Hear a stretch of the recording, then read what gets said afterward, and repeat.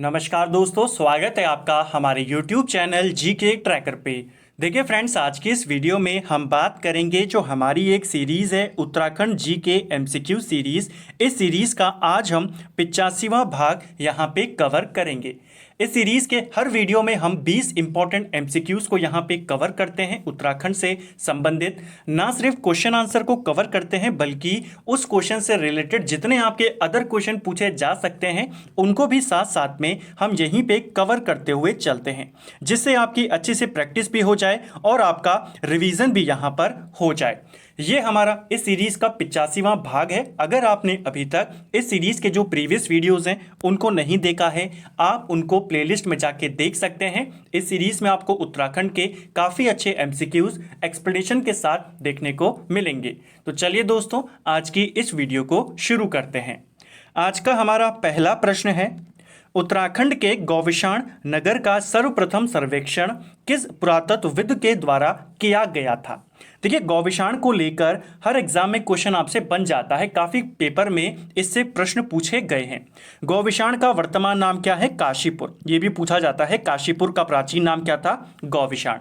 गौविशाण का यानी काशीपुर का सबसे पहला जो सर्वेक्षण किया था वो कनिंगम के द्वारा किया गया था। ऑप्शन ए हमारा सही आंसर यहाँ पर होगा। 1860 के दशक में कनिंगम के द्वारा इसका सर्वेक्षण किया गया। अब देखिए, गौविशाण से आपके क्या क्या क्वेश्चन बने हैं उनको नोट करते हुए जरूर चलें, आपसे पूछे जाएंगे। पहला, गौविशाण का वर्तमान नाम क्या है? काशीपुर। दूसरा, जो हुएनसांग था चीनी यात्री, वो गौविशाण में कब गया था? तो ये क्वेश्चन पेपर में पूछा जा चुका है कि हुएनसांग के द्वारा गौविशाण की यात्रा कब करी गई थी? तो ये यात्रा 636 ईस्वी में करी गई थी। ठीक है। काशीपुर जो कि गौविशाण का वर्तमान नाम है, काशीपुर की स्थापना कब हुई थी? ये क्वेश्चन भी बनता है। तो काशीपुर नामक ये जो जगह है इसको स्थापित कराया गया था 1639 में, और ये क्वेश्चन भी पूछा जा चुका है। ठीक है, ये भी आपको याद रखना है। सबसे पहले सर्वेक्षण किसने करवाया? कनिंगम ने। पूछा जा सकता है। एक अंग्रेज था जिसका नाम था बिशप हेबर। ठीक है, बिशप हेबर इसका नाम था। इसने गौविशाण की यात्रा कब करी, यानी काशीपुर ये कब आया था? तो ये काशीपुर 1824 में आया था। ठीक है, तो ये आपको याद रखना है, पूछा जाता है। गौविशाण की यात्रा हुएनसांग ने कब करी? 636 में। काशीपुर की स्थापना कब हुई? 1639 में। ठीक है, बिशप हेबर काशीपुर में कब आया? 1824 में। ठीक है, ये सारे फैक्ट आपको याद रखने हैं। नेक्स्ट है हमारा, मानेश्वर मेला कहाँ लगता है? देखिए, जो दुधारू पशु होते हैं उनके अच्छे स्वास्थ्य के लिए इस मेले का आयोजन किया जाता है, और ये मेला आपके चंपावत जिले में लगता है। ऑप्शन ए हमारा सही आंसर होगा। कुमाऊं आयरन वर्क्स कंपनी की स्थापना कब की गई थी? जो कुमाऊं आयरन वर्क्स है, इस कंपनी की स्थापना 1862 में हुई थी। पूछी जा सकती है, आपको याद रखना है। ऑप्शन सी इसका सही आंसर है। दलितों के लिए शिल्पकार शब्द का सर्वप्रथम प्रयोग किसने किया था? तो दलितों के लिए शिल्पकार शब्द का प्रयोग सबसे पहले हरिप्रसाद टमटा के द्वारा किया गया था। ऑप्शन सी हमारा सही आंसर होगा। हरिप्रसाद टमटा को पहाड़ का अंबेडकर भी कहा जाता है, तो इनका उपनाम भी आपको याद रखना है। हरिप्रसाद टमटा को लेकर आपसे 2-3 प्रश्न बनते हैं। कुछ दिन पहले भी हमने इनसे जुड़े प्रश्नों को देखा BS Negi one liner series में। देखिए, हरिप्रसाद टमटा ने 1905 में टमटा सुधारणी सभा का गठन किया। कब किया? 1905 में।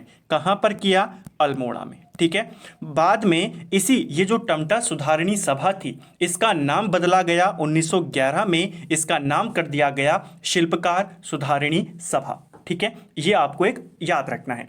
दूसरी चीज, हमने यहाँ पर देखा कि शिल्पकार शब्द का इस्तेमाल सबसे पहले हरिप्रसाद टमटा ने किया। कब किया? ये इन्होंने 1906 में किया। ठीक है, तो शिल्पकार जो ये नाम है, ये शब्द है, ये सबसे पहले कब आया? 1906 में दलितों के लिए। ठीक है, इसके बाद सरकारी गजट में पहली बार शिल्पकार शब्द का इस्तेमाल कब किया गया? दलितों के लिए। ये किया गया 1921 में। ठीक है, इन्होंने 1906 में इस्तेमाल किया। 1921 में सरकारी गजट में आया, और इसे सरकार की तरफ से मान्यता कब दी गई? तो मान्यता इसे 1932 में दी गई। ठीक है, सरकार ने इसे माना कब? 1932 में। चलिए, नेक्स्ट है हमारा, सूर वंश के विद्रोही खवास खान को किसने शरण दी थी? तो देखिए, सूर्यवंश के विद्रोही खवास खान को कुमाऊं में चंद वंश के राजा मानिक चंद ने शरण दी थी। ठीक है, मानिक चंद चंद वंश के राजा थे। 1533 से लेकर 1542 तक इन्होंने शासन किया और उस समय जो दिल्ली में सूर्यवंश था, शेरशाह सूरी का, उसका जो एक विद्रोही था खवास खान, वो भागकर कुमाऊं में आया, जिसको शरण किसने दी? मानिक चंद ने। ठीक है, एक आपको ये क्वेश्चन याद रखना है। एक और क्वेश्चन आपको मानिक चंद से याद रखना है। ये जो राजा है मानिक चंद, इसका उल्लेख एक किताब है तारीख ए दाऊदी। ठीक है, तारीख ए दाऊदी करके किताब है, अब्दुल्ला की ये किताब है। इस किताब में किस चंद राजा का वर्णन मिलता है? मानिक चंद का। भूमियाल देवता की पूजा कौन सी जनजाति करती है?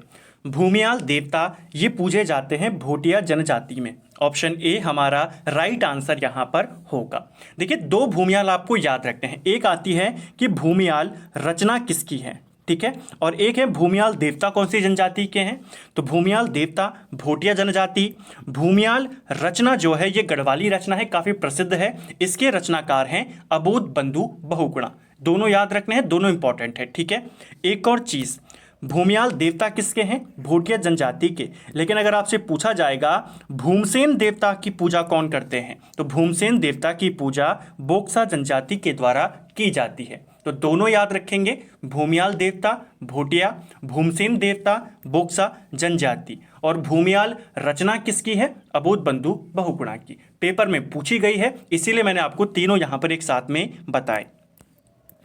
राज्य में निम्न श्रेणी की कृषि भूमि को क्या कहा जाता है? तो पहले भी हम कई बार इस प्रश्न को कवर कर चुके हैं, काफ़ी इंपॉर्टेंट प्रश्न है। राज्य में जो निम्न श्रेणी की कृषि भूमि होती है, इसे खील भूमि कहा जाता है। ठीक है, ऑप्शन सी इसका सही आंसर है। नेक्स्ट है हमारा, गढ़वाल पत्रकारिता का पितामह किसे कहा जाता है? देखिए, ये क्वेश्चन थोड़ा सा कंफ्यूजिंग क्वेश्चन होता है कि गढ़वाल पत्रकारिता का पितामह किसको कहते हैं, चंदोला जी को कहते हैं या नैथानी जी को कहते हैं? तो यहाँ पर आपका डाउट क्लियर हो जाएगा। देखिए, अगर आपसे पूछा जाए गढ़वाल पत्रकारिता का पितामह या भीष्म पितामह किसको कहते हैं, तो आप आंसर करेंगे विशंबर दत्त चंदोला को। तब आंसर क्या होगा? Option A. तो इस प्रश्न का आंसर क्या है? विशंबर दत्त चंदोला। लेकिन अगर आपसे पूछा जाता है कि गढ़वाल में पत्रकारिता का जनक किसको कहते हैं, ठीक है, अगर पितामह पूछा जाएगा तो चंदोला जी, अगर गढ़वाल में पत्रकारिता का जनक आपसे पूछा जाएगा तब आंसर होगा गिरिजादत्त नैथानी। दोनों याद रखने हैं, दोनों पेपर में पूछे जाते हैं। ठीक है, चलिए। और अगर सिंपल पूछ लिया जाए, ये तो पत्रकारिता के भीष्म पितामह हैं, अगर डायरेक्ट पूछ लिया जाए कि गढ़वाल का भीष्म पितामह किसको कहते हैं, ठीक है, अगर पत्रकारिता यहाँ से हटा दें, गढ़वाल का पितामह ये कहा जाता है बैरिस्टर मुकुंदीलाल को। एक तो आपको ये तीनों बातें याद रखनी है, ठीक है, पूछी जाती हैं। चलिए, नेक्स्ट है हमारा, पुष्पभद्रा और गंगरांचल नदियों का संगम किस स्थान पर होता है? तो पुष्पभद्रा और गंगरांचल इन दोनों नदियों का संगम रानीबाग में होता है। ऑप्शन सी हमारा राइट आंसर होगा। ठीक है, और जो ये पुष्पभद्रा नदी है, ठीक है, ये किसका नाम है? गौला नदी का। मानस खंड में गौला नदी को पुष्पभद्रा कहा गया है। तो ये क्वेश्चन भी आपको याद रखना है कि मानस खंड में किस नदी को पुष्पभद्रा कहा गया है? तो गौला नदी को ही कहा गया है। ठीक है, नेक्स्ट है हमारा, नर और नारायण पर्वतों के मध्य में स्थित है। तो नर और नारायण पर्वतों के बीच में स्थित है बद्रीनाथ धाम। ऑप्शन सी हमारा राइट आंसर होगा।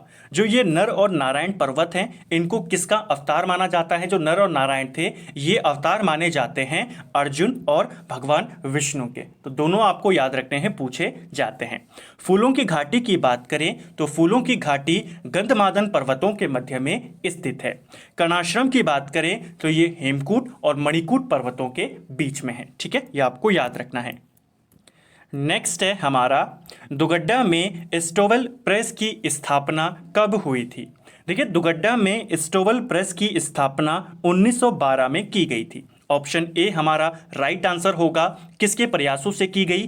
तो गढ़वाल में पत्रकारिता का जनक किसको कहते हैं? अभी हमने देखा गिरिजादत्त नैथानी। इन्हीं के प्रयासों से दुगड्डा में स्टोवल प्रेस की स्थापना की गई। ठीक है, उस समय जो डेप्यूटी कमिश्नर था उसका नाम था B.A. स्टोवेल। ठीक है, तो इसी के नाम पर इस प्रेस का नाम यहाँ पर रखा गया था। कहाँ पर स्थापित हुई? दुगड्डा में। इसके बाद हुआ क्या, देखिए एक समाचार पत्र है जिसका नाम है गढ़वाल समाचार। ठीक है, इसका नाम आपको याद रखना है। ठीक है, नाम क्या है? गढ़वाल समाचार। जो गढ़वाली समाचार है वो अलग है। ठीक है, गढ़वाली समाचार आपके 1905 में आया था देहरादून से, हम इसकी बात नहीं कर रहे हैं। ठीक है, हम बात कर रहे हैं गढ़वाल समाचार पत्र की। जो ये गढ़वाल समाचार पत्र था ये आपके 1902 में आना शुरू हुआ। लैंसीडाउन से ये आता था, 1902 में शुरू हुआ और गिरिजादत्त नैथानी ने ही इसको निकाला था। लेकिन ये जो गढ़वाल पत्र था 1904 में बंद हो गया। कहाँ से आता था? लैंसडाउन से। उसके बाद 1912 में गिरिजादत्त नैथानी के द्वारा दुगड्डा में एक प्रेस बनाई जाती है। उस प्रेस को डिप्टी कमिश्नर का नाम दिया जाता है 1912 में, और 1913 से जो वो गढ़वाल समाचार पत्र था जो 1902 में शुरू हुआ था उसे दोबारा से शुरू कर दिया जाता है। अब की बार इसे दुगड्डा से शुरू किया जाता है। तो ये पूरा जो घटनाक्रम था इसे आपको याद रखना है। ठीक है, पूछा जाएगा। प्रद्युमन शाह के काल को किसने कुशासन कहा था? तो देखिए प्रद्युमन शाह के काल को कुशासन कहा था शिव प्रसाद डबराल ने। ऑप्शन बी हमारा सही आंसर होगा। देहरादून में हिमालयन इंस्टीट्यूट हॉस्पिटल ट्रस्ट की स्थापना कब हुई थी? देखिए ये जो हिमालयन इंस्टीट्यूट हॉस्पिटल ट्रस्ट है इसकी स्थापना किसने करी थी? स्वामी राम ने करी थी, और ये क्वेश्चन पेपर में पूछा जा चुका है। तो देहरादून के जॉली ग्रांट में है हिमालयन इंस्टीट्यूट हॉस्पिटल ट्रस्ट। ठीक है, किसने स्थापित किया? स्वामी राम ने 1989 में इसे स्थापित किया था। ठीक है, ये आपको याद रखना है। इसे जो डीम्ड विश्वविद्यालय का दर्जा दिया गया ये 2007 में दिया गया। ठीक है, इसे भी आपको याद रखना है। राज्य में ई वे बिल व्यवस्था कब लागू की गई थी? उत्तराखंड के अंदर ई वे बिल व्यवस्था को 2018 में लागू किया गया था। डेट आपको याद रखनी है 2018, 20 अप्रैल को उत्तराखंड में ई वे बिल व्यवस्था लागू की गई। ठीक है, आपसे क्वेश्चन बनता है कि राज्य के अंदर वैट कब लागू किया गया था? तो वैट 2005 में लागू किया गया था। जीएसटी कब लागू की गई थी? जीएसटी 2017 में की गई थी। ठीक है, ये 1 अप्रैल 2005 से था, ये 1 जुलाई 2017 से थी। ठीक है, वैट लागू करने वाला उत्तराखंड देश का 22वां राज्य था और जीएसटी लागू करने वाला देश का 5वां राज्य था। तो ये नंबर भी आपको याद रखने हैं, इनको लेकर भी कई बार क्वेश्चन बना है। 2011 की जनगणना के अनुसार सर्वाधिक दशकीय वृद्धि दर वाला जिला कौन सा है? तो सबसे ज्यादा दशकीय वृद्धि दर किस जिले की है ये आपसे पूछा जा रहा है। सबसे पहले हम कुछ नंबर्स को देख लेते हैं फिर प्रश्न के आंसर पे चलेंगे।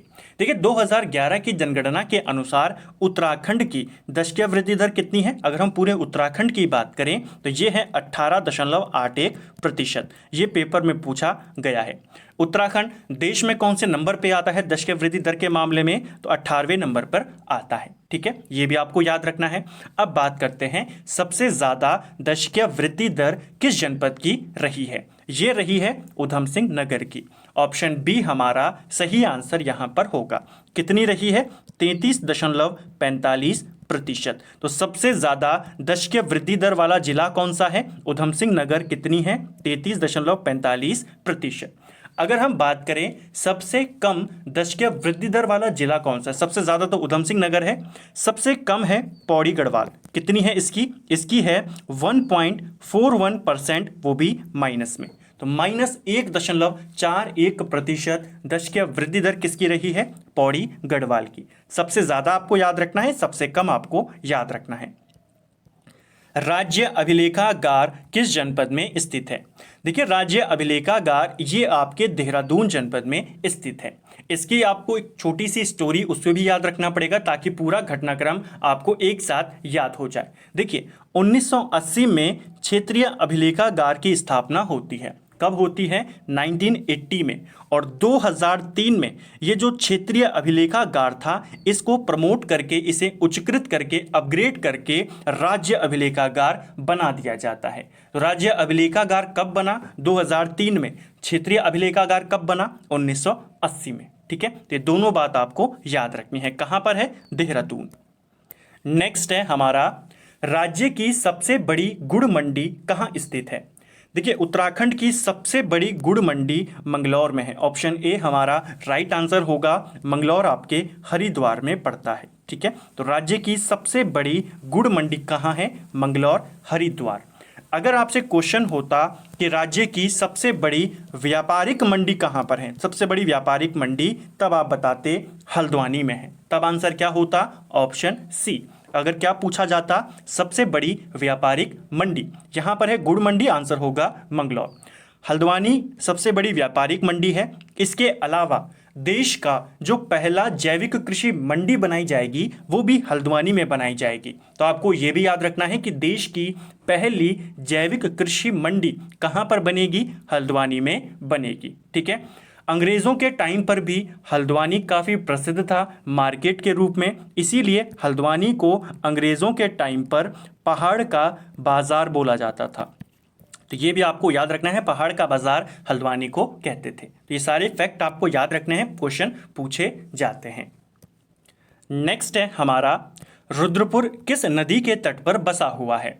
देखिए रुद्रपुर जो है आपका, ये कल्याणी नदी के तट पर बसा हुआ है। ऑप्शन ए हमारा राइट आंसर होगा। ये क्वेश्चन बनते हैं कि कौन सा जो प्रमुख शहर है किस नदी के तट पर है, तो रुद्रपुर कल्याणी नदी के तट पर है।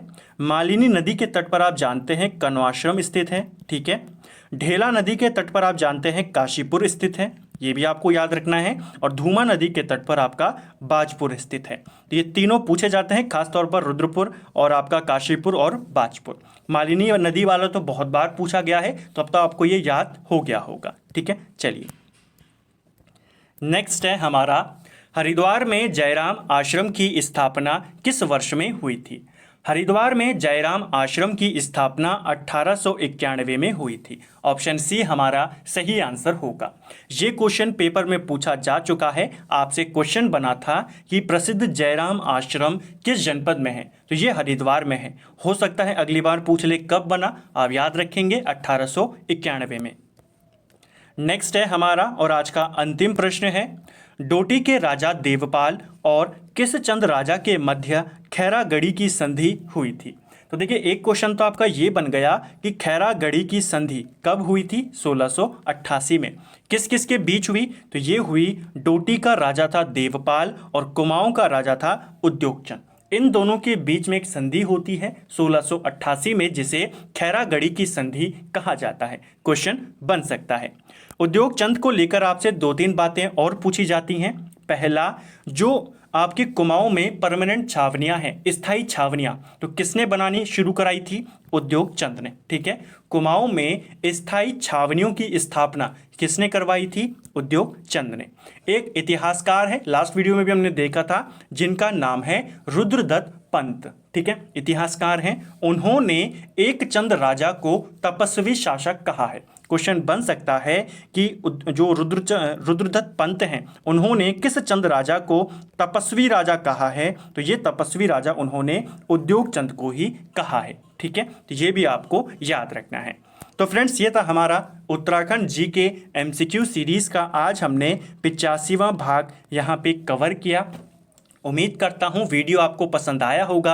अगर आपको ये वीडियो पसंद आया है, वीडियो को लाइक करें। अगर आप चैनल पे नए हैं तो चैनल को सब्सक्राइब करें, अपने दोस्तों के साथ शेयर करें। और वीडियो आपको कैसा लगा और कितना स्कोर आपका यहाँ पे रहा आउट ऑफ 20, कमेंट बॉक्स में ज़रूर बताएं। इस सीरीज़ में हमारे हर वीडियो में भले ही नंबर ऑफ क्वेश्चन 20 होते हैं, लेकिन आप सभी जानते हैं जो रेगुलर इस सीरीज़ को फॉलो करते हैं कि हम 20 से कई सारे प्रश्नों को, कई ज़्यादा प्रश्नों को यहाँ पे कवर करते हैं विद कॉन्सेप्ट के साथ और उनको क्लियर करते हुए चलते हैं। तो उम्मीद करता हूँ आपको ये वीडियो भी पसंद आया होगा। Thank you friends.